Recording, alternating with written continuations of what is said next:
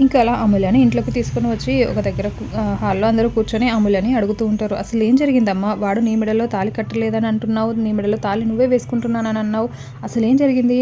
ఇలా చేయమని నీకెవరు చెప్పారు? అసలు నువ్వు ఇంట్లో నుండి ఆ టైంకి వాడి దగ్గరికి ఎందుకు వెళ్ళావు? ఎలా వెళ్ళావు?" అని అడుగుతూ ఉంటే, "వాడినెందుకు కలిసావని?" అందరూ నిలదీస్తూ ఉంటారు.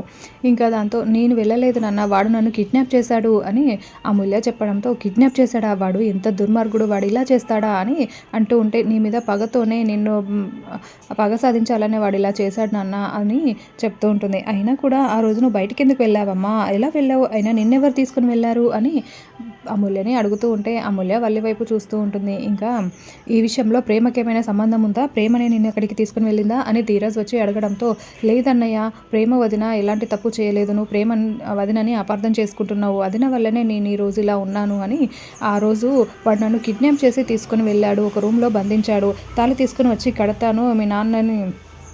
మీ నాన్న పరువు పోయేలా చేస్తాను. మీ నాన్న చాలా విర్రవీగుతూ ఉంటాడు కదా! మీ నాన్న పరువు తీసేసి ఎక్కడ తలెత్తుకోకుండా చేస్తాను. మీ నాన్న మీద పగ సాధించడం కోసమే నేను ఇలా తీసుకొని వచ్చాను.